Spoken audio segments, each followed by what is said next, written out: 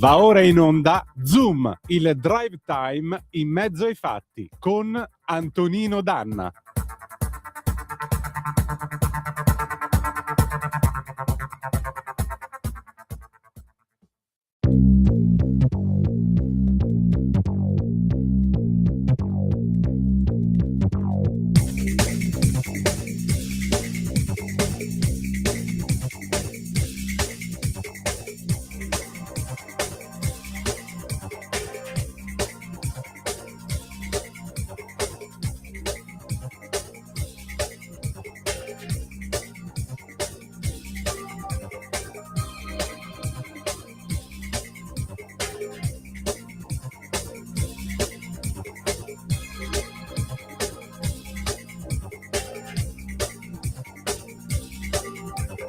L'alba, la barba, la curva della gola, rasoiate che sono orli di gonna.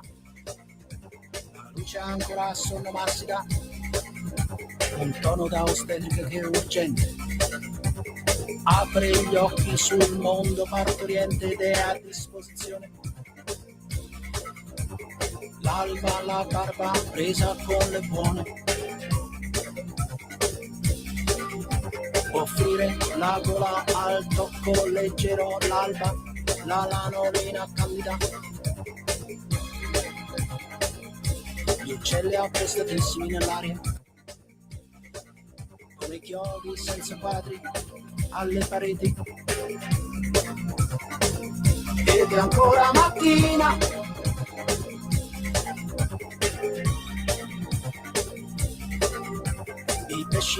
Pesci, pori. Cosa succederà alla ragazza? Vede i pori, con le corna come i tori. Le corna curve sono due ferventi trafficanti a bassa voce.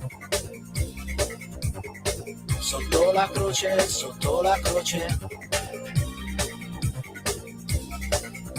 Nel loro dialetto antico, nel loro diletto pratico, che la vogliono fare bollire,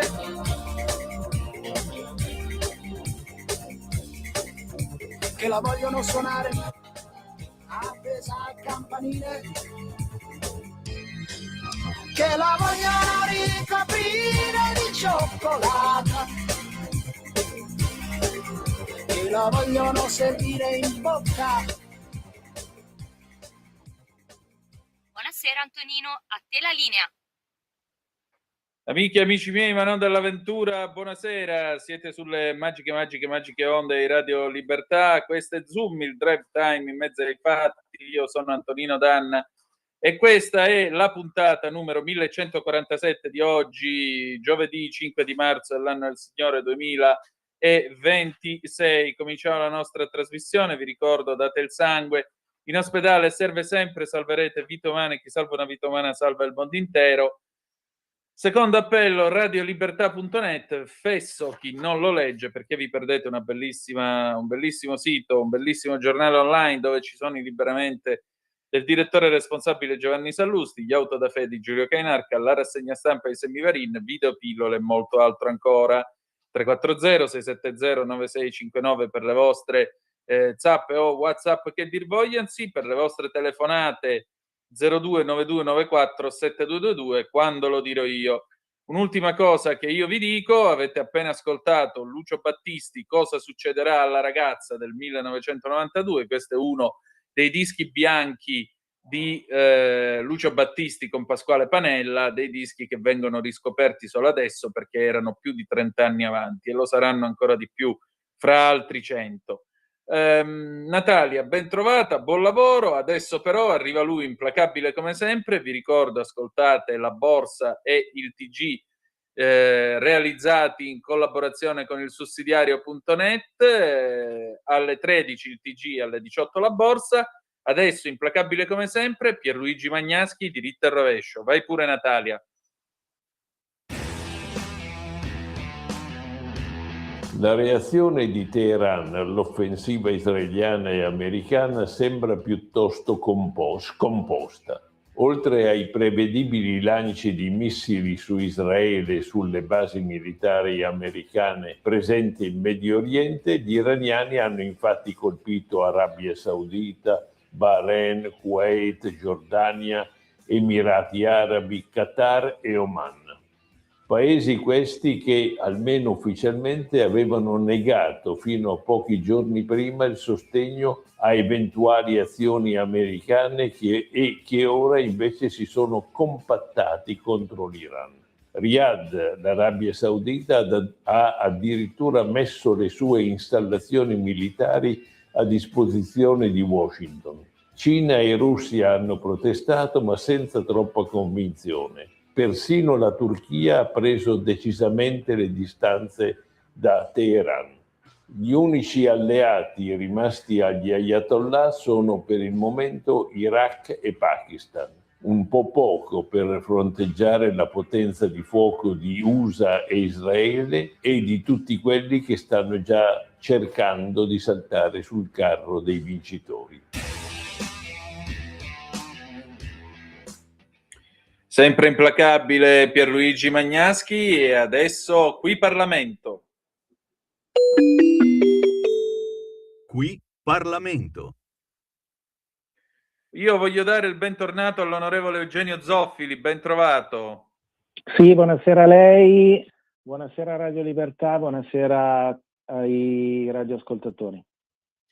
Onorevole, so che oggi si è parlato di Iran, io però prima di arrivare a questo tema vorrei chiederle un pochettino com'è la situazione anche dei nostri connazionali nell'area del Golfo, se è possibile.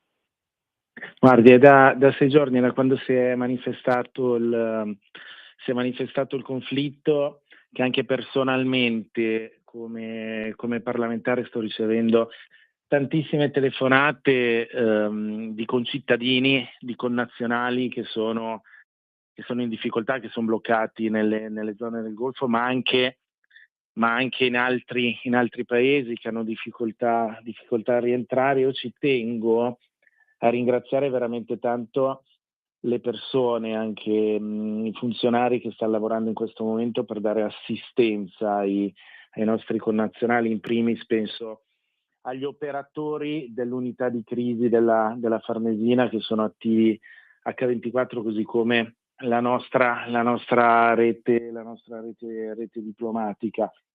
Per quanto riguarda i numeri, si parla di 10.000 italiani e connazionali che sono rientrati su 100.000, diciamo, questo è il dato che mi hanno dato, che mi hanno fornito, scusate, che sono diciamo bloccati e che comunque vivono, lavorano nelle zone colpite. La Farnesina, unità di crisi, viaggia su dei numeri molto alti in termini di contatti, interlocuzioni, parliamo di 200 contatti all'ora, credo sui 13.000, 14.000 contatti di connazionali gestiti.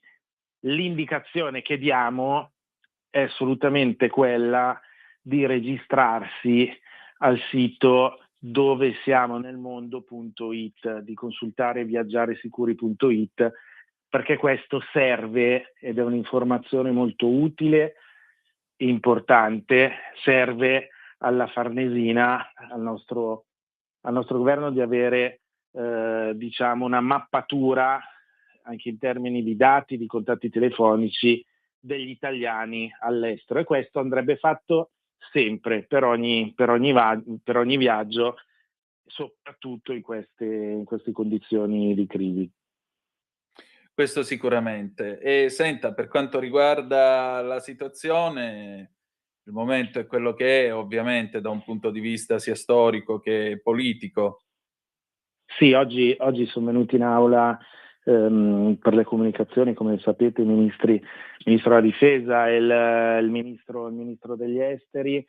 Ho fatto sono intervenuto alla Camera dei Deputati in dichiarazione di voto. Ho fatto la dichiarazione di voto in nome per conto del gruppo della Lega, È una situazione grave, assolutamente delicata. Dobbiamo lavorare tutti affinché la pace possa arrivare nel più breve tempo possibile. Durante il mio intervento ci ho tenuto ovviamente a condannare il regime islamico iraniano, a condannare gli omicidi, gli assassini, le torture e le repressioni di questo regime, e a ringraziare Israele e a ringraziare gli Stati Uniti d'America per quello che stanno facendo, perché loro ci stanno difendendo, ci stanno proteggendo, e sta proteggendo l'Occidente da minacce serie per la nostra democrazia, per la nostra incolumità, e pensiamo alla minaccia nucleare. Mi sono soffermato sulla sicurezza interna, quindi la raccomandazione abbiamo dato al governo, ma abbiamo avuto assolutamente rassicurazioni rispetto al rafforzamento di tutto quello che è l'ambito di protezione rispetto ai cittadini italiani in patria nei confronti di minacce terroristiche o altro. Ho parlato anche di strade sicure, perché per noi della Lega, e lei lo sa perché ne abbiamo parlato più volte, la presenza dei nostri militari in strada, degli uomini e delle donne dell'esercito italiano impiegati in operazioni strade sicure, oggi più che mai, anche a fronte di questo conflitto, è assolutamente importante, rappresentano un deterrente e fanno prevenzione. Sono state rafforzate, come sapete, poi le misure per quanto riguarda anche la difesa aerea. Ecco, abbiamo colto l'occasione di rimarcare la nostra posizione su strade sicure.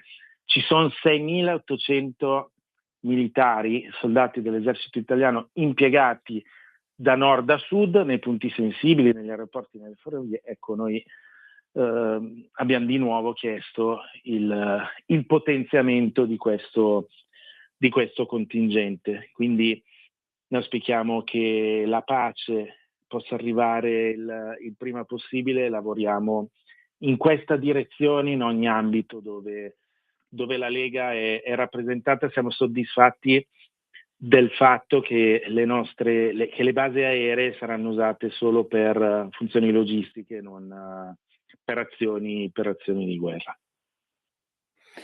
Senta, intanto io la ringrazio per averci parlato di un tema così delicato da un punto di vista internazionale e nazionale, e naturalmente questo testimonia a maggior ragione che la Lega c'è, è attenta a questa situazione e svolge con competenza il suo lavoro. Ecco, questo è proprio essere servitori dello Stato, se mi posso permettere. Detto ciò, quali saranno ora i suoi prossimi impegni, onorevole? I prossimi impegni, come sempre e come sa, per quanto mi riguarda, il territorio. Quindi sarò a Erba, in provincia di Como, dove abito, sabato mattina per un gazebo tra la gente, in vista del referendum sulla giustizia, e poi insomma appuntamenti sul territorio. Settimana prossima si ritorna a Roma, e con l'auspicio di poter tornare a Roma con notizie migliori, in particolare sul fronte internazionale, che ci preoccupa molto. È quello che ci auguriamo tutti. Grazie, onorevole. Grazie a lei e un saluto agli ascoltatori di Radio Libertà. Prego e buona serata. Adesso sigla e poi torniamo con Gabriella Ronza che ci parla di cime tempestose. A tra poco. Qui Parlamento. Stai ascoltando Radio Libertà. la tua voce libera, senza filtri né censura. La tua radio. Lo amiamo perché ci offre sempre le cose più buone e naturali. Linea Alberto Acerbis. Problemi respiratori, tosse, raffreddore, tosse secca, tosse grassa. abbiamo il prodotto che ti può aiutare. Bronco Free, la soluzione bevibile alla bava di lumaca, timo, verbena, altea, papavero e marrubio. Un insieme di erbe e di prodotti che aiutano a sciogliere il catarro e a favorirne l'espettorazione in maniera naturale. La tosse è un meccanismo espulsivo naturale che il nostro organismo mette in atto quando all'interno delle nostre vie respiratorie entrano virus, entrano batteri, entrano sostanze che il nostro organismo ritiene dannose. Come fare per calmare la tosse? Bisogna sciogliere il catarro e favorirne l'espettorazione attraverso un mucolitico naturale. La bava di lumaca, infatti, attraverso gli enzimi litici in essa contenuti, aiuta a sciogliere appunto il catarro e aiuta la sua espulsione. Abbiamo un'offerta straordinaria per voi stamattina. Se dite ascolto Radio Libertà e chiamate lo 030 68 40 408, 3 flaconi di Bronco Free a 59 euro, e se dite ascolto Radio Libertà voi non pagate le spese di trasporto e in più avete uno splendido omaggio. Chiamate adesso 030 68 40 408. Salve a tutti, sono Gabriele Runza e vi do il benvenuto sul mio canale. Allora, in questo video parlerò di due prodotti, uno cinematografico, cioè Cime tempestose di Emerald Fennell, e uno letterario, Cime tempestose di Emily Bront. Quindi se non volete spoiler né dell'uno né dell'altro, vi consiglio di non continuare. Ci rivedremo poi a un prossimo video. È da tantissimo tempo che non realizzo questa tipologia di video, forse i primi sono stati realizzati all'inizio della vita di questo canale. Tra l'altro non credo neanche di averne fatti tantissimi. Si tratta di quei video che riguardano la simbologia presente in alcuni prodotti, che siano appunto libri, film, videogiochi e così via. Ma in questi giorni sono andata a vedere il film di cui tutti ultimamente parlano, appunto Cime tempestose. Per cui ho pensato di riprendere questa rubrica e parlare con voi della simbologia e della mitologia presente nel film. La volontà è quella di leggere l'opera come specchio dell'immaginario collettivo. Avrò come punto di partenza il film di Emerald Fennell, ma riprenderò anche delle cose presenti nel libro. Premessa: non sono una critica cinematografica, né in realtà una vera e propria critica letteraria, e per quanto riguarda il film in sé non mi occuperò della sua resa registica ed artistica, quindi non ci saranno critiche o valutazioni in questo senso, né mi occuperò della fedeltà o meno all'opera originaria. Voglio semplicemente e solo parlare di simbologia e mitologia. In realtà ci sono tantissime bravi youtuber che ne hanno parlato, quindi su internet trovate persone molto più competenti ed esperte di me rispetto a questi argomenti. In particolare voglio citare Barbie Xanax e Violetta Rox, anche perché alcuni dei riferimenti che hanno fatto sono stati per me di ispirazione per alcune argomentazioni di questo video. Dunque, nel caso vogliate approfondire, vi consiglio i loro video al riguardo. Come detto, questo sarà un video che avrà come punto di partenza il film, tacciato poi dalle varie critiche quasi come se fosse appunto uno young adult oppure una specie di fanfiction o harmony. In realtà, se volessimo pensare all'opera letteraria di Emily Bront, molti degli argomenti portati dall'autrice sono l'archetipo di cose che poi abbiamo cominciato a trovare negli young adult o prodotti simili. Parlo di amori tormentosi, anche dei concetti di triangolo amoroso, quindi in realtà è l'opera della Bront che ha dato inizio rispetto a certe argomentazioni. Dimentichiamo per un attimo il romanticismo convenzionale. Heathcliff e Catherine non sono in sé amanti ostacolati, incarnano un amore che coincide con la distruzione, con la morte, con l'impossibilità di esistere nel mondo sociale così come è strutturato. Nel romanzo, ripreso dal film, c'è la famosa scena in cui Catherine dice «Io sono Heathcliff», non dice «Io amo Heathcliff», «Io sono», è un dato ontologico. L'altro non è oggetto del desiderio, ma parte costitutiva dell'identità. E qui entriamo nel territorio del mito, per due concetti. Eros e Thanatos, e alla maniera youngiana anima animus e ombra. Heathcliff rappresenta la parte degradata, selvaggia e rifiutata da Catherine e di Catherine. Lei lo teme perché lui riconosce la sua zona d'ombra, quella che la società vittoriana dell'epoca le faceva reprimere. Per quanto riguarda Eros e Thanatos, il concetto di distruzione e morte attraversa tutta la pellicola e naturalmente anche il romanzo. Il film, fin dalla prima scena, come quella dell'impiccagione, intreccia Eros e morte. desiderio di istruzione, preparando lo spettatore a un legame che si nutre di sofferenza. Questa visione raggiunge il suo apice nel finale, in cui Heathcliff abbraccia l'ormai defunta Catherine, dissanguata tra l'altro anche dalle sanguisughe. Le sanguisughe che succhiano il sangue per sopravvivere diventano l'immagine concreta di un amore che consuma. Non è solo passione, è un legame che depura ma consuma e lega insieme desiderio carnale e decomposizione imminente. D'altronde, il bambino di Linton e Catherine che non nasce rappresenta quell'amore non sviluppatosi realmente da Catherine e Edgar Linton. Ci sono poi riferimenti alla morte in altro modo, anche attraverso magari gli animali. Quindi questa tensione tra Eros e Thanatos, archetipo mitologico per eccellenza, attraversa davvero tutta la pellicola. La struttura simbolica inoltre si regge su una dicotomia spaziale molto netta. Da una parte abbiamo la tenuta di Cime Tempestose e dall'altra la dimora dei Linton.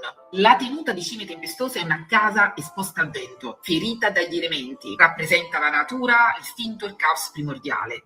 E anche la passione, che appunto è impetuosa e tempestosa. E il primo ad accorgersene è stato Dante nella Divina Commedia per quanto riguarda il canto dei lussuriosi, puniti appunto con una tormentosa tempesta. La casa dei Linton è il tempio della civiltà vittoriana, elegante, protetta, ma anche prigione delle convenzioni sociali. Catherine è una figura liminale, cerca di abitare entrambi i mondi, ma questa doppia appartenenza la spezza.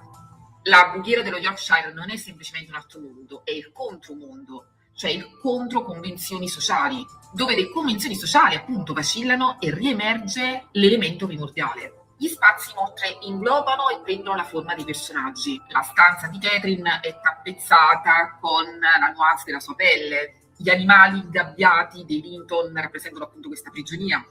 Quelli spartati invece nella tenuta di Cime Tempestose rappresentano questa tensione verso appunto Thanatos.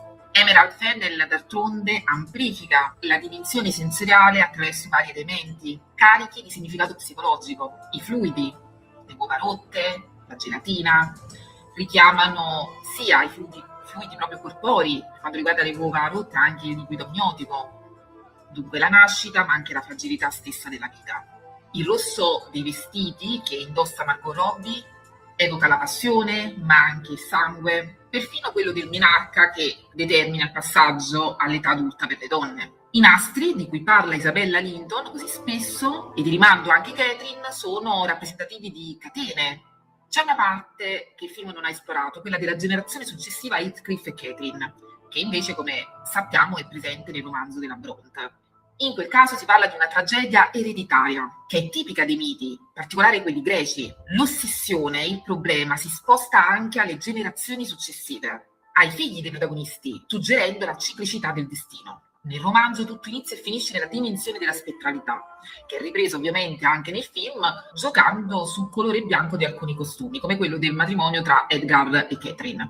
L'amore non salva, ma anzi continua come trauma, anche appunto nella generazione successiva, e in generale come eco anche dopo la morte. Anche la scelta del film di utilizzare dei costumi o delle musiche moderne in realtà non è, a parte non essere una novità cinematografica, ma non è una cosa che si allontana dalla simbologia sempre usata dall'umanità. Mi vengono in mente i quadri realizzati in età rinascimentale anche su episodi biblici in cui i costumi dei personaggi erano quelli dell'epoca attuale dell'autore, dell'artista. Cime Tempestose non è soltanto un romanzo ottocentesco, idem il film da cui è tratto, è una mitologia dell'identità spezzata, del conflitto tra natura e società. Parla di quella parte di noi che vorrebbe essere vento, ma che per paura o per convenzione sceglie di essere casa. Si potrebbe aprire un discorso molto ampio sulla dimensione della mitologia in Cime Tempestose. Si potrebbe parlare ad esempio dell'archetipo di padre padrone o approfondire la questione di figura liminale. Tuttavia mi fermo qui, perché credo che questi siano gli elementi principali. Si potrebbe inoltre aprire un discorso ampio sul movimento artistico-culturale in cui nasce il romanzo di Cime Tempestose. Si potrebbe parlare del romanticismo, del romanzo gotico, ma forse ciò meriterebbe un altro video. Spero che questo video vi sia piaciuto, vi siano piaciuti i contenuti, fatemi sapere nei commenti se avete visto il film o se volete altri contributi simili. Intanto io vi saluto e vi aspetto qui nel prossimo video. Ciao! Di nuovo a te la linea, Antonino. Grazie Natalia, alle 18:41 minuti e 4 secondi sulle magiche onde di Radio Libertà. Antonino Danna al microfono con voi.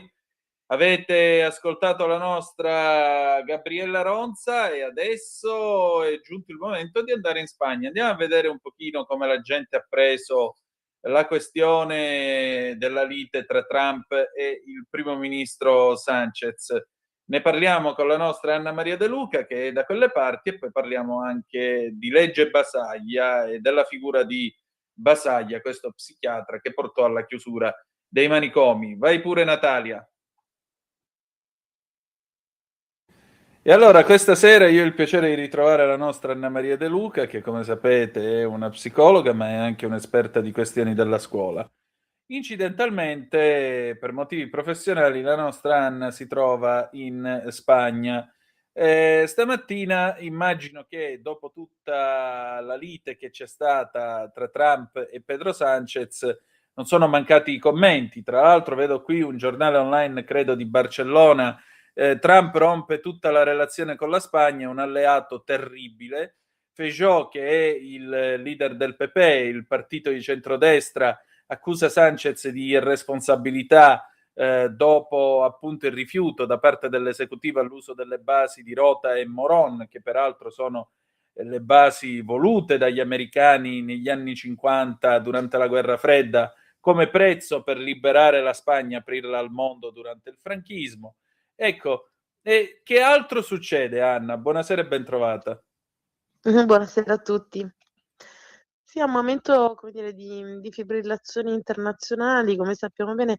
Guarda, visto dalla Spagna, insomma, la prospettiva è un po' diversa rispetto all'Italia, perché qua parliamo di un presidente che parla dalla forza di un'economia che è diventata la più rilevante tra quelle europee, cioè il PIL spagnolo cresce del 3% l'anno rispetto all'1% del resto della zona euro, ha superato la Germania, ha superato la Francia, quindi lui si sta opponendo a Trump forte dell'economia della Spagna e gli spagnoli non sembrano per niente preoccupati delle minacce di Trump di rompere le relazioni internazionali, anche perché l'Europa stessa ha comunque confortato con varie telefonate Sanchez, che qua chiamano il guapo significa il bello, no? Il Sì. figo, perché il presidente è bello.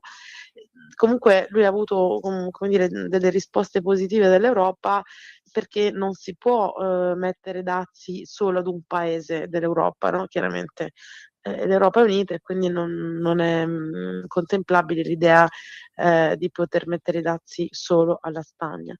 E quindi, insomma, Sanchez parla da una posizione forte e non ha nessuna intenzione di schiodarsi da questa posizione. Questo è quello che appare chiaro da questa parte del mare, diciamo. Incredibile. E in tutto questo la gente per strada, se ti è capitato di sentire qualche commento a scuola, nei bar, che ne so, sui mezzi pubblici, come viene presa questa posizione spagnola? Ma la posizione spagnola è la posizione del no alla guerra. La Spagna è un paese di sinistra in questo momento, è un paese che sta puntando moltissimo. Poi adesso con l'8 marzo che si avvicina, le strade sono tappezzate di manifesti per le donne. È un paese che per alcune cose è molto avanti. Per esempio, ha vietato l'uso dei social fino ai 15 anni. Sì. Quindi se un adolescente qua usa i social, viene multato non il ragazzo ma la piattaforma. Ed è già legge da un po', quindi è il paese dove le donne single possono fare figli, è il paese dove le coppie gay e lesbiche vivono tranquillamente sposandosi, cioè è il paese dei diritti civili in questo momento in Europa, e quindi è il paese che dice no alla guerra, cioè è esattamente in linea con l'identità e con l'immagine che per la sinistra italiana può sembrare un miraggio, no? Nel senso che ovviamente la sinistra italiana vorrebbe avere un riferimento come Sanchez, ma chiaramente non c'è, ma qua è molto forte. Che dire, le valutazioni politiche chiaramente ognuno le fa da proprio punto di vista, però per quanto riguarda noi, cioè per quanto riguarda le immagini, no? pensa all'immagine della Spagna di Aznar, che era a fianco di Bush e Tony Blair Sì. contro l'Iraq di Saddam Hussein, no? Sono passati penso 23 anni, e pensa adesso come sono cambiate le cose, no? Adesso alla Spagna di Sanchez che dice no a Trump e non fa una piega se Trump lo minaccia di interrompere le relazioni commerciali. Quindi c'è un po' come dire, livello di immagine tra la Spagna di prima e la Spagna di oggi, c'è un abisso. Però è un paese che cresce, è un paese che vola, è un paese che economicamente funziona. Certo, e questo glielo si deve riconoscere. Quindi diciamo così che da un punto di vista economico Sanchez si sente tutte le carte in regola per poter rispondere di no. Tra l'altro stasera c'è stata pure la polemica, sì, vi abbiamo dato le basi, almeno Trump aveva detto che c'era stato l'ok del governo spagnolo, poi invece il ministro degli esteri ha detto che non era vero niente. Insomma, certo è brutto che uno che è stato un paese che, ripeto, è stato tolto dall'isolamento internazionale durante la guerra fredda proprio dagli americani, non lo hanno fatto certo perché sono dei benefattori, ma l'hanno fatto perché gli serviva la posizione della Spagna, che allora si presentava come sentinella dell'Occidente, sentinella dell'Occidente, paese che nel bene e nel male deve parte del suo benessere ai soldi americani pompati nel corso degli anni 60 per il miracolo economico spagnolo. Tutto questo fa un po' impressione vedere che oggi c'è un anti-americanismo peraltro clamoroso, e mi pare di capire tra l'altro che gli americani che incontri tu sono in forte imbarazzo. Gli americani che incontrano in Spagna sono tutti contro Trump, sì. Non ho incontrato nessun americano qui a favore di Trump, ma a livello di immagini, ti ricordi quella foto in una pausa dei lavori del G8 in Canada con Aznar e Bush con i piedi sul tavolo nel Sì, 2002, quando già si discuteva dell'attacco all'Iraq, o ancora, poi ce n'era anche un'altra che era diventata famosissima, che ritraeva Bush, Aznar e Blair sorridenti nelle Azzorre nel 2003. Ecco, diciamo che la Spagna oggi è un altro mondo rispetto a quelle immagini. E quello di cui qua si sta discutendo, che sono già le strategie di difesa del lavoro e del reddito delle famiglie se dovessero arrivare dei blocchi da parte di Trump, ma da quello che ha detto la von der Leyen non esiste proprio il meccanismo per poter bloccare un paese solo. Comunque cioè, già stanno correndo ai ripari, no? Nel senso stanno già ponendo in essere delle prospettive che, se nonostante teoricamente non sarebbe possibile, Trump dovesse chiudere le transazioni con la Spagna, comunque ci saranno strategie di difesa del lavoro e del reddito, quindi diciamo che sono pronti a tutto. Ecco, la sensazione è che qua sono pronti a tutto per mantenere la posizione del no alla guerra, no all'uso delle basi. Io non, da quello che ti posso dire è che la mia percezione dalla Spagna è che non ci saranno cambiamenti sul fronte Sanchez. Quindi insomma il governo andrà avanti fino alle prossime elezioni, poi si vedrà. E sono posizioni, sai, che fanno anche come dire, che chi ha paura della terza guerra mondiale aumentano la paura, nel senso che l'irrigidimento delle posizioni da una parte e dall'altra in questa fase di grande confusione dove tutti bombardano tutti, certo non tranquillizza, no? Quindi se da una parte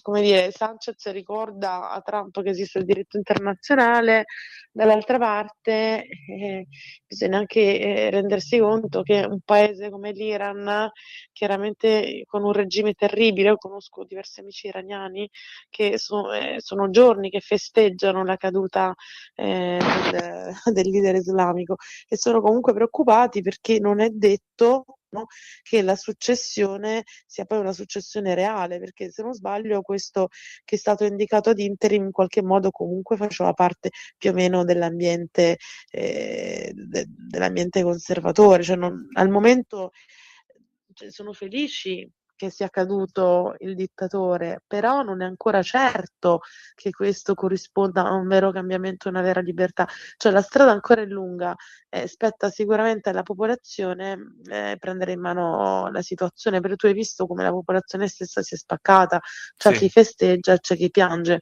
Sono rimasta impressionata dal giornalista che in diretta si è messo a piangere mentre annunciava la la morte del morte di leader Khamenei, supremo. sì. Sì, è inimmaginabile per noi, no? Una scena del genere, un conduttore di un telegiornale che scoppi in lacrime mentre dà una notizia. Quindi sono paesi anche difficili da comprendere se guardati con gli occhi nostri da occidentali. Però insomma la situazione è un po' folle, diciamo, no? E a Sì. proposito di follia, ti volevo Ecco, segnalare. Sì. volevo segnalare, intanto vi segnalo io, classtravel.it, che è questa bella testata dedicata ai viaggi, ma anche alla cultura della nostra, diretta dalla nostra Anna. Viaggiare è un'arte, questo è il sottotitolo di classtravel.it. Senti, ci sono 5 nuovi libri che la casa editrice Meltemi sta pubblicando a proposito della figura di Basaglia, l'autore appunto, l'ispiratore della legge 180 del 78, che chiuse i manicomi. 5 nuove uscite sulla salute mentale tra Basaglia, follia e speranza. Vado a leggere i titoli. Nicolai Gori, l'impagliatore di sedie, vita selvaggia di un artista bipolare. Ancora Elena Cerkvenic, sono schizofrenica e amo la mia follia. Poi ancora Mario Colucci e Pierangelo Di Vittorio, Franco Basaglia, pensiero, pratica e politica, con la prefazione di Eugenio Borgna. Giuliano Scabbia, Marco Cavallo, una storia di teatro e di cura. Daniele Piccione, il pensiero lungo, Franco Basaglia e la Costituzione, anche perché vi vorrei ricordare che fino alla legge del 78, visto che la Costituzione parla di libertà di cura, gli ammalati negli ospedali psichiatrici venivano spesso legati ai letti. Letizia Battaglia ha scattato delle fotografie che sono drammatiche tuttora. Ernesto Venturini a cura sua, Franca Ongaro Basaglia, testimonianze, saggi e scritti inediti. Ecco, da dove vuoi partire? Di che cosa? Cioè, il tema è ovviamente Basaglia, ma soprattutto si fa sempre questa battuta, Basaglia poteva evitare di chiudere i manicomi, ma è servito o no, secondo te? Ma sì, assolutamente, perché Basaglia ha segnato una cesura tra l'ospedalizzazione coatta, prima di lui i malati vivevano in condizioni terribili, con contenzioni fisiche, erano situazioni veramente disumane. Quindi sicuramente la chiusura dei manicomi è stato un atto dovuto, però ancora ad oggi la situazione non siamo ancora arrivati alla situazione ideale, nel senso che ancora c'è molto da fare, sono tanti anni che si parla di rimettere mano alla legge 180, perché anche se noi siamo stati il primo paese al mondo ad abolire i manicomi, quindi come Sì. italiani dovremmo essere contenti perché la legge entrò in vigore il 13 maggio del 78, no? E poi, non so, ti ricordi, avevo fatto un documentario su Alberto Paolini, quel mio Sì. amico che era stato 40 anni in manicomio. Allora, mentre lui era dentro il Santa Maria della Pietà, tra l'altro da sano, leggeva questi articoli di giornale che parlavano di Basaglia che voleva aprire i manicomi. E lui non capiva, no? Che diceva, ma come, io qua sto tanto bene, ho i miei amici, ormai lui ha superato le fasi dell'elettroshock, eccetera. E quindi lui mi raccontava il trauma di uscire dal manicomio, perché quando poi fu messo in una casa dell'ASL, chiaramente lui ha dovuto imparare, così come tutti gli altri, ad essere autonomo, vivere, ad andare a fare la spesa, ha dovuto imparare tutti quei gesti quotidiani che nel manicomio non poteva fare. Piano piano ha ripreso in mano la sua vita, no? Così come tanti altri. Quindi la malattia mentale non deve portare all'esclusione sociale. In sostanza, Basaglia diceva questo, no? Che la malattia mentale non deve portare all'esclusione sociale, ma alla cura relazionale e comunitaria, cioè il paziente deve essere trattato con dignità e non deve essere escluso, chiuso, ma deve comunque potersi relazionare e poter vivere con gli altri. Quindi purtroppo ancora il mondo della psichiatria rimane un po' nascosto agli occhi delle persone che sono lontane da questo mondo, no? Nel senso che è come se questi temi restassero relegati tra gli esperti, tra chi se ne occupa o tra chi li vive perché appunto è malato o parente di malato. Ci vorrebbero veramente grandi investimenti perché sicuramente non basta, cioè quello che c'è oggi non basta. Servirebbero grandi riflessioni e anche nuove leggi. Quindi la Meltemi, che è una casa editrice molto, come dire, molto attenta su queste cose, ripubblica proprio questi libri perché la legge 180, che è ancora oggi al centro del dibattito politico-sociale, nonostante sono passati 40 anni dall'entrata in vigore, no? In particolare c'è tra questi libri, c'è il libro di Daniele Piccioni, che è un professore di diritto costituzionale, che insegna a Parma, ma è stato anche consigliere parlamentare al Senato, eccetera, che appunto cerca di capire come la Costituzione italiana sia stata proprio raffondamento della chiusura dei manicomi, no? Perché nell'articolo 2 la Costituzione dice che la Repubblica riconosce e garantisce i diritti inviolabili dell'uomo, sia come singolo sia nelle formazioni sociali ove si svolge la sua personalità. E quindi, e questa è la tesi di Piccione, il processo di liberazione, di deistituzionalizzazione, un processo di liberazione di chi soffre di disturbi mentali, è stato compiuto e va oggi difeso proprio sulla base della nostra Carta Costituzionale, perché incarna i principi ispiratori dei padri costituenti. Insomma, una riflessione interessante dal punto di vista giuridico, politico-sociale. Gli altri libri che tu citavi sono L'impagliatore di sedie, che racconta la storia di Nicolai, che è il protagonista della voce narrante, che in una comunità di Varese affronta la propria schizofrenia. Lui è un artista bipolare, no? E racconta le sue esperienze che si intrecciano con quella un po' di un lavoro che riesce a fare, un lavoro umile, quello dell'impagliatore di sedie, ma che lo salva, no? In una cooperativa di Bergamo.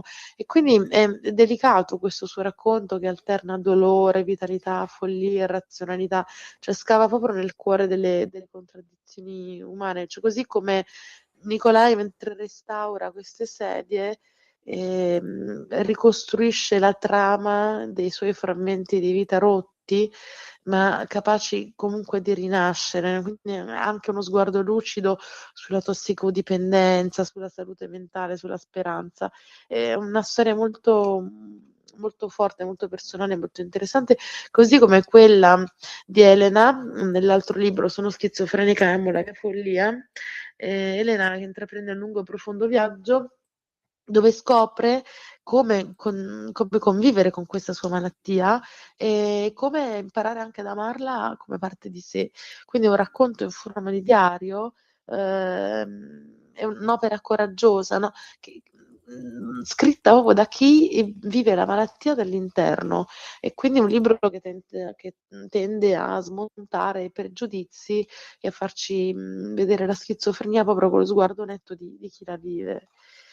Poi invece Meltemi propone un altro libro più, diciamo, tecnico, quindi non di racconto personale, scritto da Mario Colucci e Pierangelo Di Vittorio, che allora sono due psichiatri, dove in pratica fanno una riflessione su Basaglia, sul suo pensiero, sulle sue pratiche, sulla nascita di Psichiatria Democratica, sull'esperienza di Trieste, sull'esperienza di Gorizia, dove appunto lui lavorava.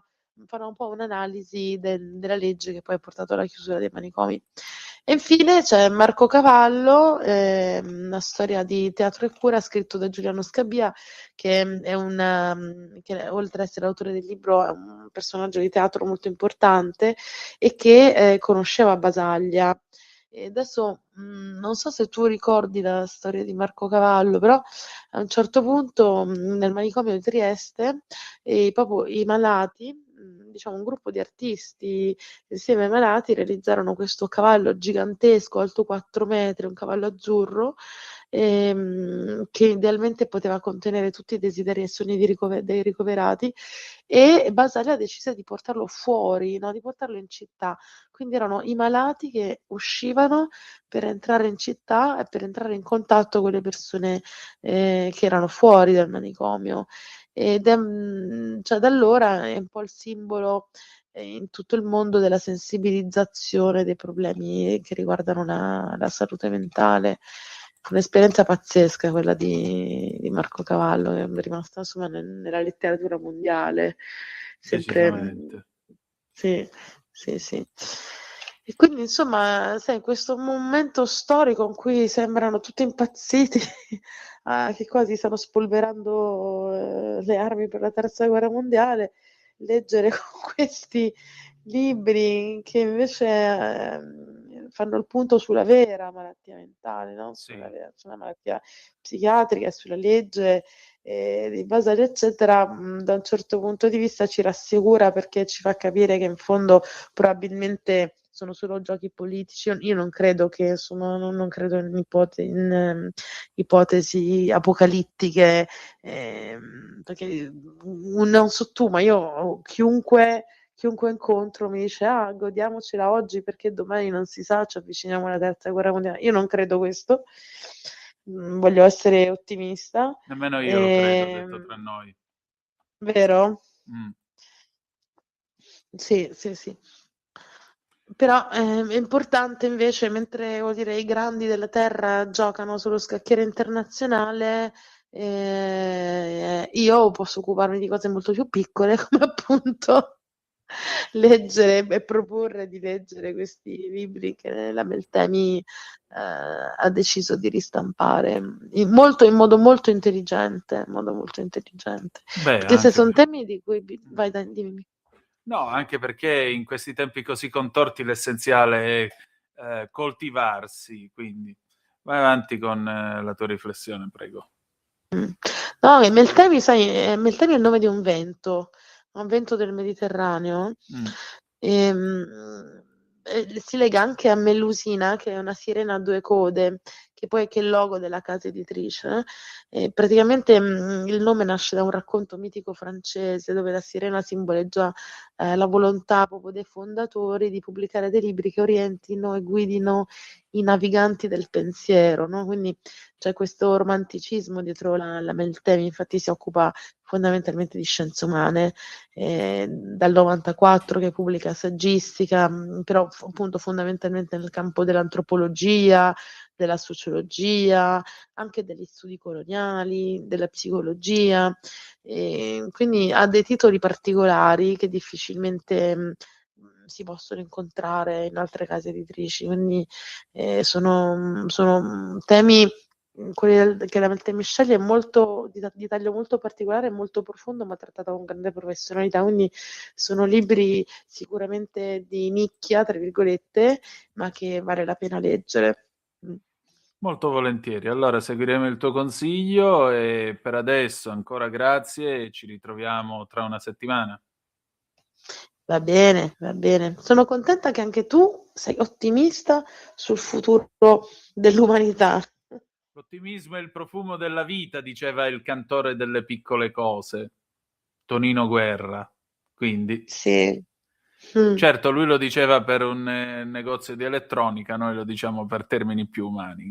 Grazie. Invece in Italia cosa si dice di questo grande caos mondiale degli ultimi giorni? In Italia c'è tanta Stai ascoltando Radio Libertà, la tua voce libera, senza filtri né censure, la tua radio.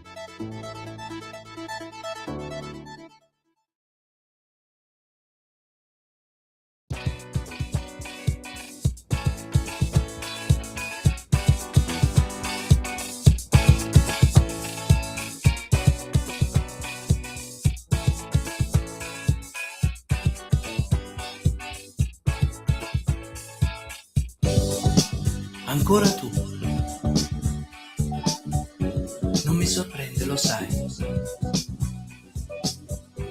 Ancora tu. Ma non dovevamo vederci più. E come stai? Domanda inutile. Stai come me e ci scappa da ridere. Amore mio, hai già mangiato o no? Ho fame anch'io e non soltanto di te. Che bella sei, sembri più giovane, o forse sei solo più simpatica. Oh, io lo so. Cosa tu vuoi sapere?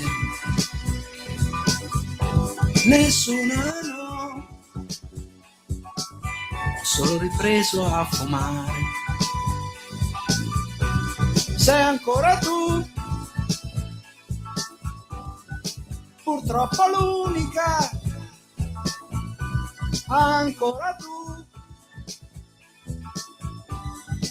l'incorreggibile, ma lasciarti non è possibile, no, lasciarti non è possibile, lasciarti non è possibile, no, lasciarti non è possibile.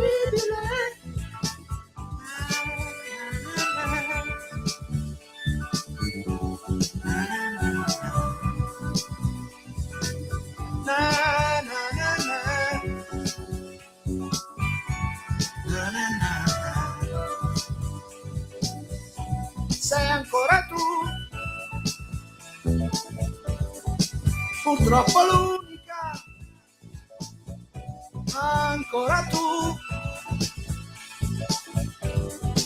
l'incorreggibile, ma lasciarti non è possibile, no, lasciarti non è possibile. Va ora in onda In attesa di giustizia, casi irrisolti a cura dell'avvocato Claudio De Filippi. Una vita da mediano, lavorando come uriali, anni di fatiche, botte, vinci casomai mondiali. Buonasera, a voi la linea.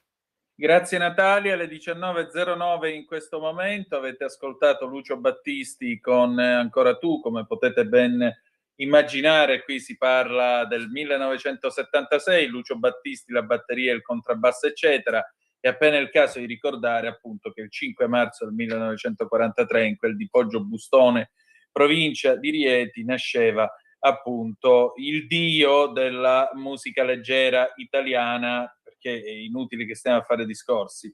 Nella musica leggera italiana Lucio Battisti è come Dio, non si può discutere, gli altri possono accompagnare solo, come dice qualche intellettuale. Ma al telefono è con noi l'avvocato Claudio De Filippi, carissimo. Caro Antonino, purtroppo ci sono gli imprevisti e come nel Monopoli anche oggi è capitato. Quindi l'ospite ci ha lasciato mezz'ora fa, non sono riuscito a rimpiazzare nessuno, però ci siamo ripromessi, visto che è importante la sua partecipazione, per scaramanzia non dico nulla, prossima settimana se non ci sono problemi sarà con noi. L'argomento di oggi era il referendum. Io ho avuto grandi difficoltà a trovare qualcuno per il no, sono sincero, perché volevo organizzare una puntata con qualcuno del no e qualcuno del sì, magari mettendoli a confronto e ascoltare in religioso silenzio. Ma questo non è stato possibile, non ho trovato punti di riferimento del no e invece del sì tanti. Però stasera, visto che parliamo di questo nel senso che è vicina la scadenza il referendum si terrà a brevissimo, quindi penso che sarebbe opportuno magari dare un contributo pur senza ospite a questo dibattito che si sta sviluppando sempre più, diciamo così, approfonditamente. E se tu sei d'accordo, l'argomento che avremo trattato stasera potevo limitarmi a descrivere un po' meglio quelle che sono le ragioni di entrambi gli schieramenti, Prego. perché ovviamente poi i radioascoltatori si possono fare una ragione sempre che non se la siano già fatta. E quindi praticamente dagli approfondimenti anche di stampa che si sta questo dibattito allungando ormai da 3, 4, 5 mesi, perché per questa è un po' la tempistica da quando si è iniziato a parlare di ciò, diciamo che ho notato un interessantissimo articolo del giornale dell'illustrissimo giornalista Felice Manti, il quale la scorsa settimana ha parlato in modo un pochettino più approfondito, direi, rispetto al solito dell'argomento, e ha tirato fuori in questo articolo che a Strasburgo c'era un corso praticamente che adesso non viene più organizzato in collegamento anche col Consiglio Nazionale Forense e con altre istituzioni, che praticamente prevedeva la partecipazione di giudici, pubblici ministeri e anche avvocati. In questo corso, che ti dico adesso è stato sospeso, poi magari lo riprenderanno, non so, si parlava appunto, si approfondiva la materia diciamo così della convivenza tra pubblici ministeri e giudici in tempi non sospetti, quindi parliamo di alcuni anni fa, 7-8 anni fa. E in queste conversazioni, in questi approfondimenti per addetti ai lavori, si parlava appunto di convenzioni internazionali, e quindi Carta di Venezia, e mi viene in mente, ricordo, vado a braccio, Carta di Venezia per esempio, laddove si parla delle, diciamo così, condizionamenti reciproci tra pubblici ministeri e giudici nell'ambito del tribunale, delle attività e anche del Consiglio Superiore della Magistratura. E questo approfondimento di Felice Manti, interessantissimo, è andato a scavare sul fatto che l'Europa è favorevole da anni alla separazione degli ambiti, almeno nell'ambito del Consiglio Superiore della Magistratura, perché altri paesi che hanno un solo CSM, quindi Consiglio Superiore della Magistratura è l'organo che ha competenze in materia attuali di trasferimenti, di anzianità e di disciplinare, cioè sanzioni ai magistrati. Diciamo che un paese che assomiglia all'Italia è la Francia, che ha appunto un solo CSM ma con 2 sezioni distinte. Quindi l'Italia ha una sola sezione distinta per giudici e per indistintamente giudici e PM ne fanno parte, quindi stanno nella stessa sezione. Invece in Francia questo discorso per avere un solo CSM, perché tanti altri paesi ne hanno 2 o addirittura come l'Inghilterra c'è un CSM per i giudici e i procuratori sono fuori, non sono neanche magistrati. Ecco, questo è il punto, diciamo, delle differenze tra i paesi di civil law e di common law. Civil law Francia e Italia, tanto per capirci, e l'Inghilterra common law, che ovviamente prevede che il pubblico ministero sia un poliziotto, sia diciamo un avvocato di Stato, che praticamente rappresenta la pubblica accusa. Ecco che questa situazione che va a delinearsi in ambito europeo, dico, va ad approfondire il fatto che è necessario distinguerli e separarli, perché se i pubblici ministeri possono condizionare, diciamo così, il lavoro dei giudici, laddove ovviamente intervengono nello stesso CSM, possono condizionare le scelte dei disciplinari, le scelte dell'anzianità, dove esercitare l'attività, dove essere eventualmente trasferiti per incompatibilità ambientale, eccetera, eccetera. Questo condizionamento diventa poi, tra virgolette, timore dei magistrati, metus, cioè ecco, questo può condizionare anche decisioni nell'ambito dei singoli processi, laddove non per forza il PM deve essere diciamo nello stesso processo con il giudice, ma potrebbe condizionarlo in astratto anche nell'ambito del suo lavoro e quindi non essere libero. Quindi fondamentalmente l'interesse dell'Europa è che il magistrato sia il più possibile non condizionabile neppure dalla politica, non condizionabile neppure dai pubblici ministeri e quindi possa, diciamo così, essere veramente super partes, perché non deve avere nessun timore di esercitare liberamente il suo lavoro senza dover rendere conto a nessuno, senza guardare in faccia a nessuno. Ecco, questo articolo mi è piaciuto molto perché ha preso una chiave di lettura, diciamo un punto di vista, se non letterario, giornalistico, che va a cogliere un aspetto, cioè l'Europa ci chiede da anni di fare una scelta e l'Italia è sotto la lente dell'Europa perché questa scelta non l'ha fatta. Premesso che questo può essere interessante perché aggiunge un punto al dibattito che su questo non si è mai speso, comunque io non l'ho intercettato, mi sembra che sia interessante andare ad analizzare anche un altro aspetto dell'attenzione, cioè nel momento in cui separiamo i due magistrati del processo rendiamo più forte la difesa. Quindi il diritto di difesa dell'avvocato, che ricordiamo è sempre un quisque de populo, comunque garantito dal fatto di essere integerrimo, dalla sua appunto caratura intellettuale e anche dalla sua fortitudo, direi in latino, e non altro, non è un magistrato, è un cittadino. Quindi per avere parità di armi tra l'avvocato che difende e il magistrato che accusa, che non è un giudice ma è un magistrato, il PM, con tutte le guarentigie del caso, quindi con le protezioni, con le garanzie che ha un magistrato, indubbiamente il vaso di coccio è l'avvocato o gli avvocati della difesa e questo deve essere rafforzato in un'ottica di difesa che è un diritto costituzionalmente garantito dall'articolo 24 della Costituzione, che va a premiare diciamo così, una parità di armi tra coloro che difendono e coloro che accusano.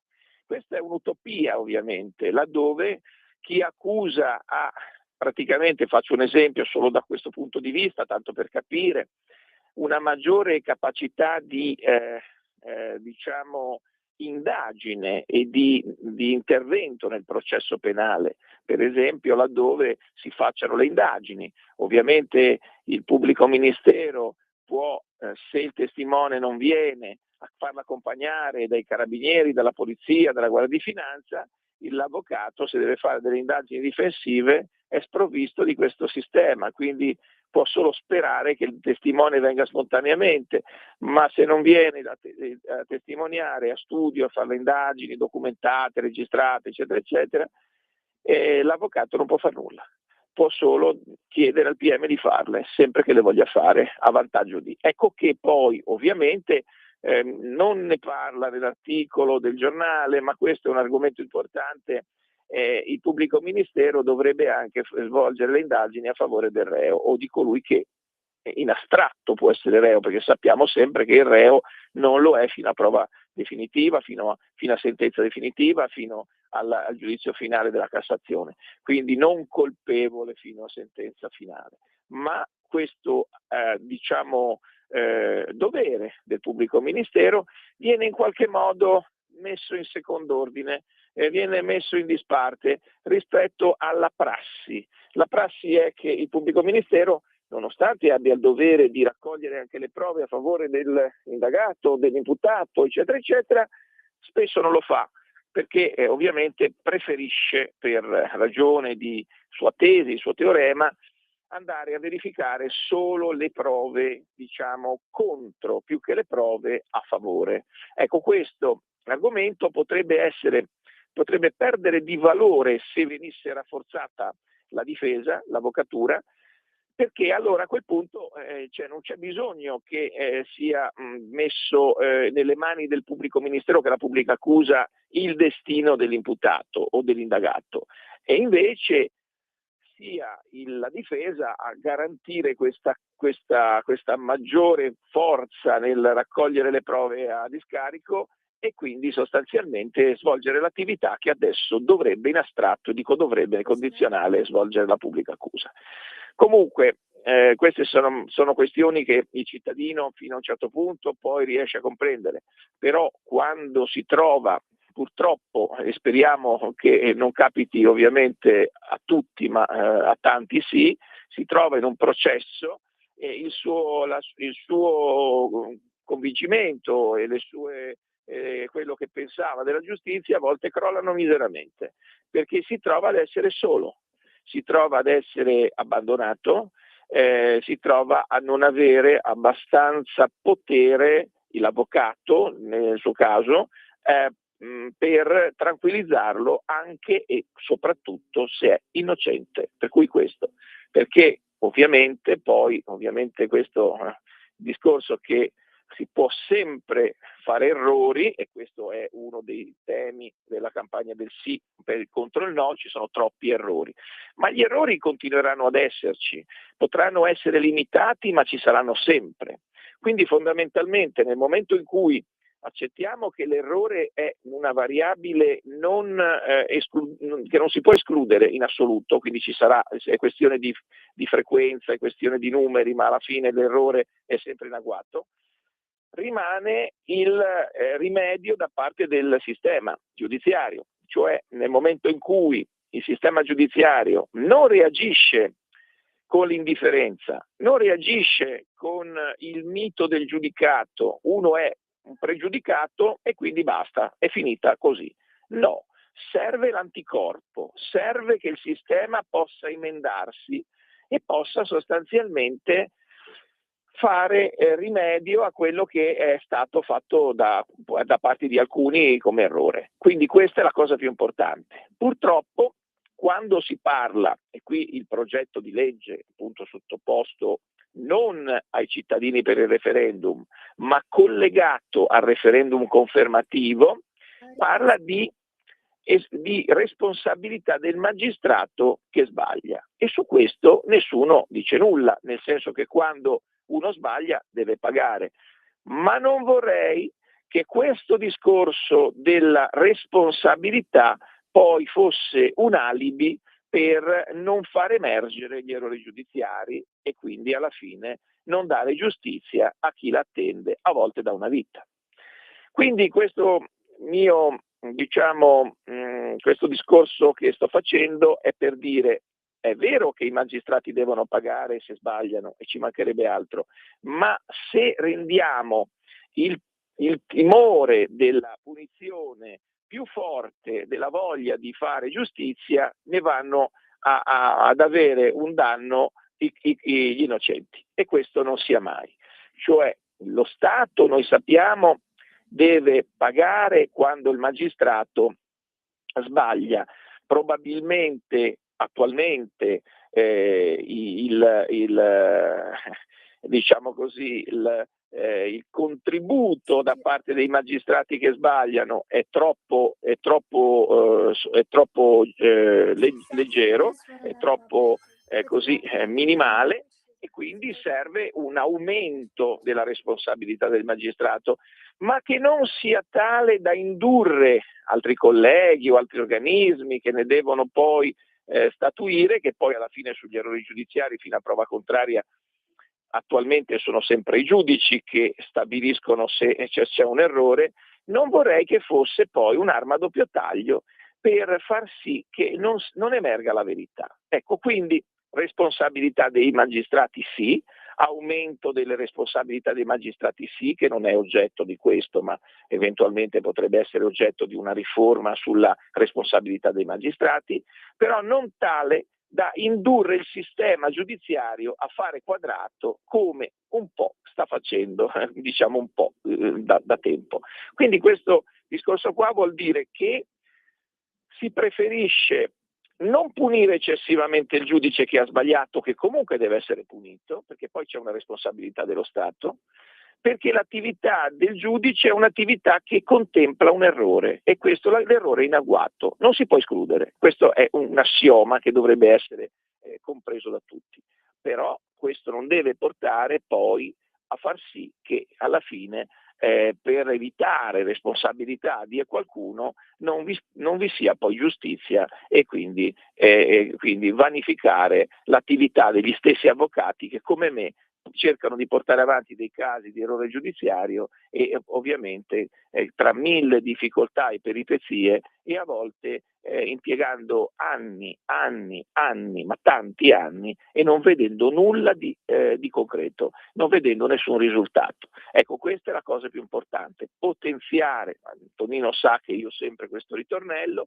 potenziare la revisione, la possibilità del sistema di fare ammenda, perché non succede nulla. Il magistrato ha sbagliato, non dobbiamo stigmatizzare l'errore, dobbiamo fare in modo che il sistema lo riconosca come inevitabile. Anche il miglior magistrato è il più attento, il magistrato che ha più sensibilità, che è attento a tutto, può incorrere nell'errore e quindi il sistema deve accettarlo come un fatto diciamo non naturale per carità, ma che è più importante il rimedio successivo rispetto all'errore precedente, perché se l'errore precedente non viene mai riconosciuto, ovviamente abbiamo il risultato che degli innocenti muoiano colpevoli, perché i loro sforzi, io ho assistito a persone che sono venute anche in radio, eccetera, eccetera, che hanno tentato tutta la vita e continuano ancora a portare avanti, perché l'innocente non deve mai arrendersi, deve sempre chiedere giustizia fino a che non, Dio voglia e fortuna l'assista, ottenga giustizia. E quindi ribalti il risultato iniziale. Ma questo importantissimo fatto, non perdiamo di vista, è quello che io volevo sottolineare, che il risultato non è solo punire il magistrato che ha sbagliato, che comunque deve pagare più di quanto fa adesso, perché adesso non paga assolutamente o paga pochissimo, ma sia disciplinarmente, come emerge poi dalla rassegna stampa, cui ci sono delle sanzioni disciplinari veramente irrilevanti e quindi si è parlato di un magistrato che aveva lasciato in carcere una persona per errore 43 giorni e il CSM ha rilevato che questo fatto è un fatto assolutamente insignificante, di poca importanza. Insomma, lasciare una persona 43 giorni in carcere per quando doveva stare a casa tanto insignificante non sembrerebbe. Quindi sostanzialmente effettivamente una giustizia disciplinare molto per domestica, direi, una giustizia disciplinare molto all'acqua di rose e una giustizia che per esempio sulla responsabilità civile mi sembra che ci siano state delle statistiche che hanno parlato del fatto che c'è stato forse sulla dita di una mano o di due i casi di risarcimento da parte dello Stato a fronte dei innumerevoli casi di responsabilità civile dei magistrati. Quindi ecco, se abbiamo degli strumenti che sono solo sulla carta, che poi non corrispondono ad una effettiva utilizzazione, comunque un risultato per il cittadino, perché è come percorrere una strada impervia in montagna senza scarpe e con i sassi che ti rompono i piedi, sinceramente non arriverai mai in cima alla monte. Quindi fondamentalmente, perché dovrei andare al pronto soccorso a curarti, ma qui la situazione è questa, che invece ci devono essere rimedi effettivi, rimedi che portino poi a ristabilire le cose senza stigmatizzare, perché la stigmatizzazione poi è nemica della verità e questo è nemico del fatto che si ripari ad errori e anche a interpretazioni di legge sbagliate. Quindi ecco, questo è un discorso che io volevo, che ho portato avanti. Ovviamente io sono sincero, sono non tiepido ma fortemente propenso al sì, perché ricordo solo un ultimo particolare: 30 anni fa c'erano 3 persone che uno era Pannella, l'altro era Tortora e il terzo era Sciascia, che chiedevano queste cose. E siamo dopo 30 anni a parlarne ancora. E non vorrei che fra 30 anni fossimo ancora a parlare delle stesse cose, quindi sono passati 60 anni. Credo che non ci sia nient'altro da aggiungere, perché francamente, appunto, le 3 persone che hai segnalato sono 3 persone che hanno, ognuno a modo suo, inciso e non poco sulla vita di questo paese.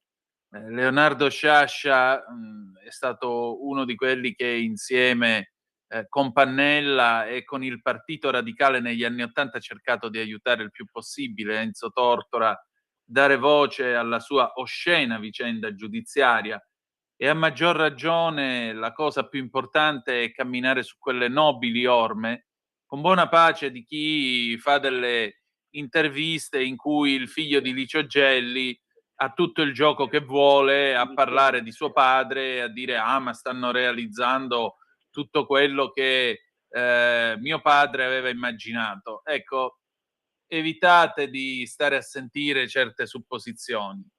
In realtà questa è una storia che affonda le sue radici in un caso di ingiustizia che è veramente l'archetipo delle ingiustizie che possono capitare, e di conseguenza, a maggior ragione, l'invito è: andate e votate sì. Anche perché purtroppo c'è sempre questa cosa che vabbè, tanto vanno gli altri. No, questa è una decisione collettiva, è una decisione che riguarda tutti, è una decisione che rende ognuno di noi legislatore. Per cui chi rinuncia sta dicendo ma decidano gli altri, e dopo però non ha il diritto di dire non ero d'accordo, ma le cose non funzionano. Siamo noi quelli che possiamo decidere se farle funzionare oppure no. Ecco tutto. Avvocato, allora, grazie intanto e ci ritroviamo tra una settimana. Grazie Antonino, hai scelto proprio che il cittadino è il legislatore, nel senso che interpreta il sentimento del popolo riferito alla legge, quindi lo sprit de loi. Decisamente. Noi chiudiamo qui, adesso pausa e poi ci sentiamo Lucio Battisti, La collina dei ciliegi del 1973. A tra poco. Stai ascoltando Radio Libertà, la tua voce libera, senza filtri né censure, la tua radio.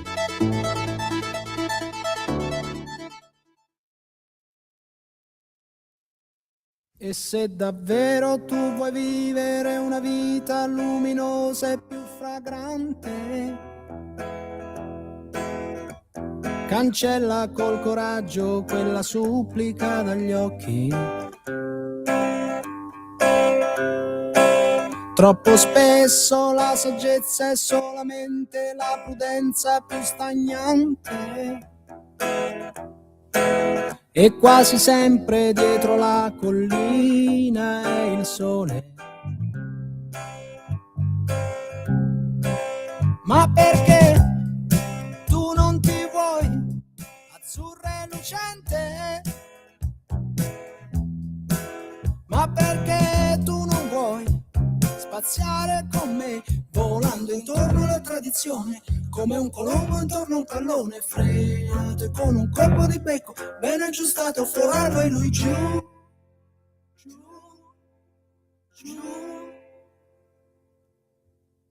e noi ancora più su, planando sopra boschi, braccia tese. Un sorriso che non ha né più un volto né più un'età.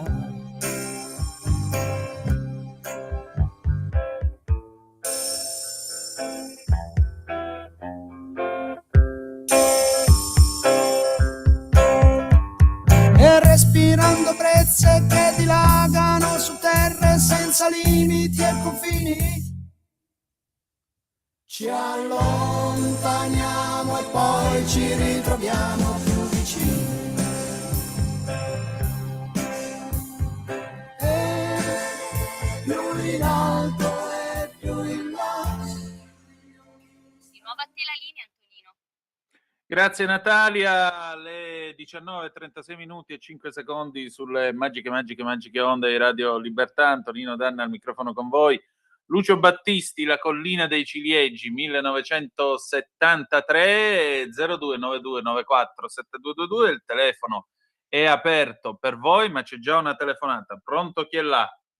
Eccomi, Michele Caruso, bonsoir, un saluto noblesse oblige, madame monsieur, comment ça va bene, ladies and gentlemen, welcome, Zoom, il drive time in mezzo ai fatti, conduce Antonino Danna sulle magiche onde di Radio Libertà, la tua voce libera, senza filtri né censure, è vero? Non vedo errori, il punto di Michele Caruso, prego. La destra, con la cosiddetta riforma della giustizia, cambia la Costituzione tout court, a cui è stato mosso un j'accuse, distanti da qualsiasi forma di hubris ad hoc, non per migliorare il funzionamento della giustizia per i cittadini, ma per poter ridurre l'autonomia di un potere fondamentale, per garantire l'equilibrio tra le istituzioni, per superare i tempi lunghi dei processi e garantire tempi certi della giustizia. Servono più personale, più risorse, meno burocrazia, più utilizzo dell'informatica. Una serie di interventi necessari e che grazie agli interventi messi in campo col governo Draghi hanno già consentito di ridurre in modo significativo i tempi della giustizia civile. La maggioranza prova invece a intervenire separando le carriere tra giudici e pubblici ministeri, cosa che de facto nella pratica esiste già e che comunque certamente non ha influenza sull'efficienza della giustizia. Soprattutto interviene sugli organismi di autogoverno dei magistrati, introducendo l'assurdità del sorteggio per scegliere i membri dell'organismo di autogoverno,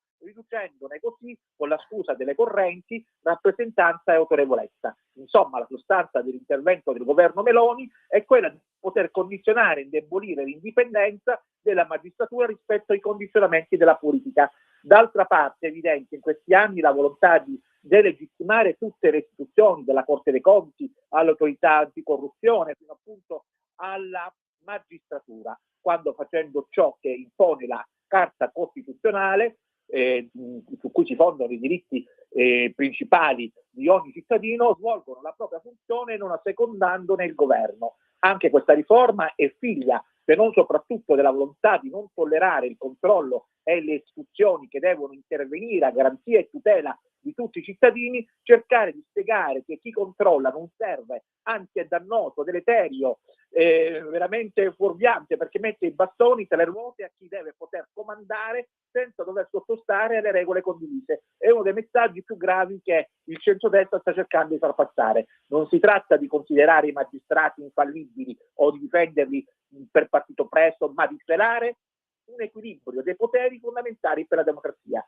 Di questo non di altro si sta parlando. Da una parte l'idea che la politica debba controllare tutto, dall'altra la necessità di regole, limiti e garanzie per tutti i cittadini. E vado concludendo, il 22 e il 23 marzo siamo chiamati alle urne a votare per il referendum che può bocciare o confermare la riforma costituzionale proposta dal governo. Votare no è necessario per dire che ai cittadini serve una giustizia più rapida ed efficace, non certo controllata dalla politica, e non un sistema in cui chi vince le elezioni può fare ciò che vuole senza più controlli e regole condivise a garanzia di tutti i cittadini. La riforma non migliora, come riconosciuto in Parlamento dallo stesso Ministro di Grazia e Giustizia, il Guardasigilli Nordio, il funzionamento della giustizia per gli italiani. Vuole mettere la magistratura sotto il controllo dell'esecutivo. È una riforma non per i cittadini ma contro i magistrati.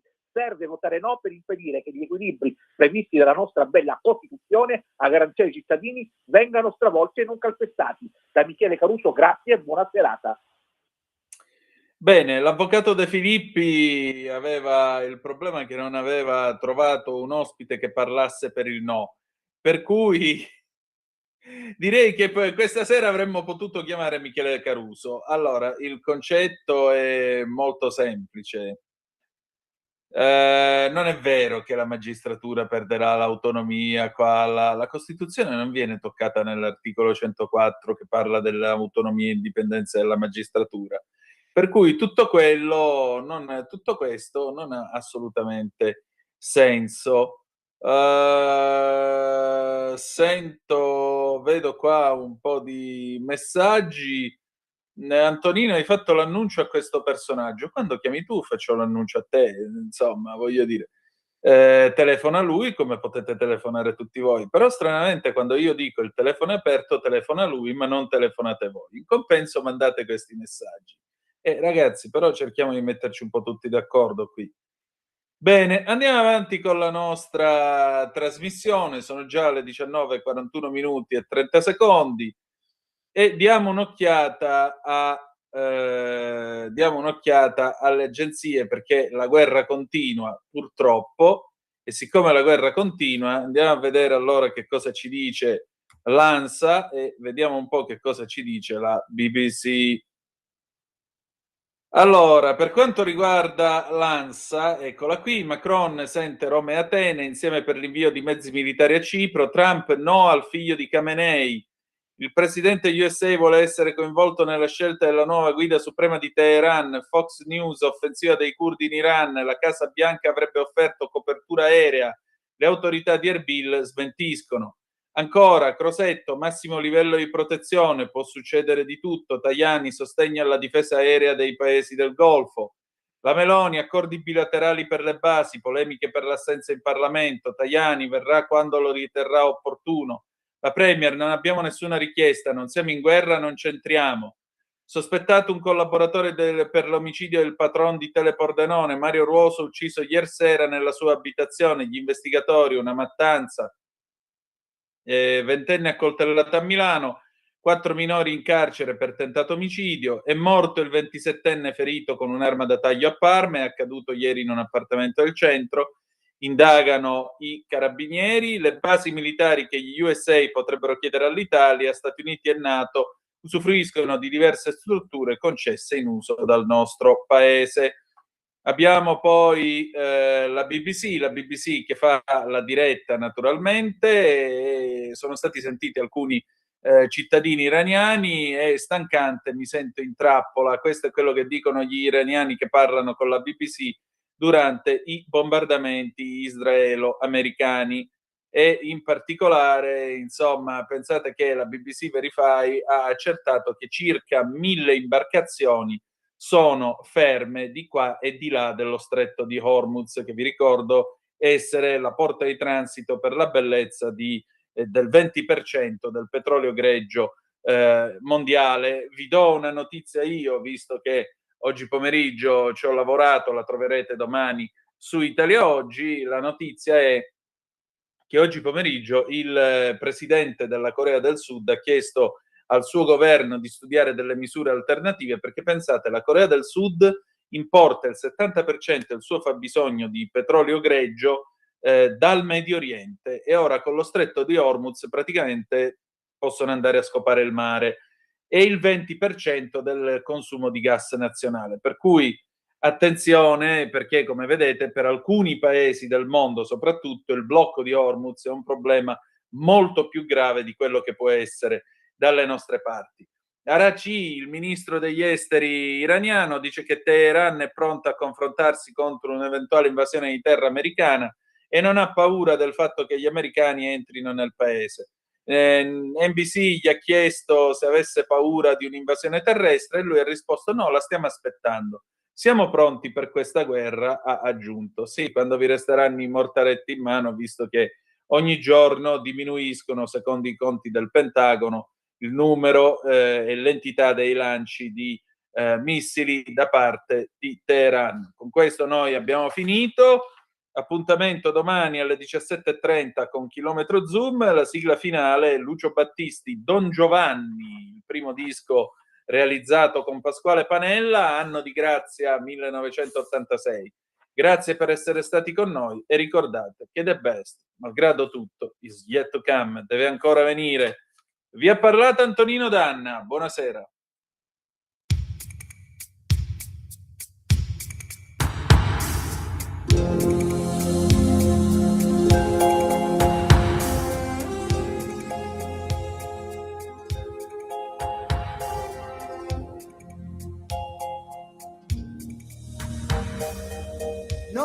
Adesso quindi tu sei,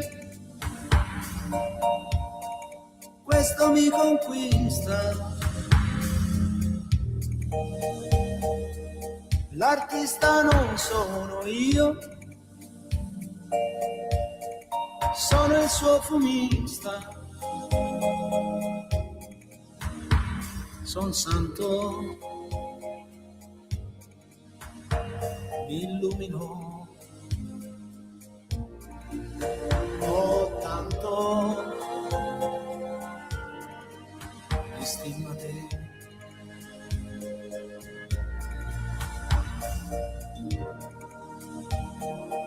Segna e de penna penur,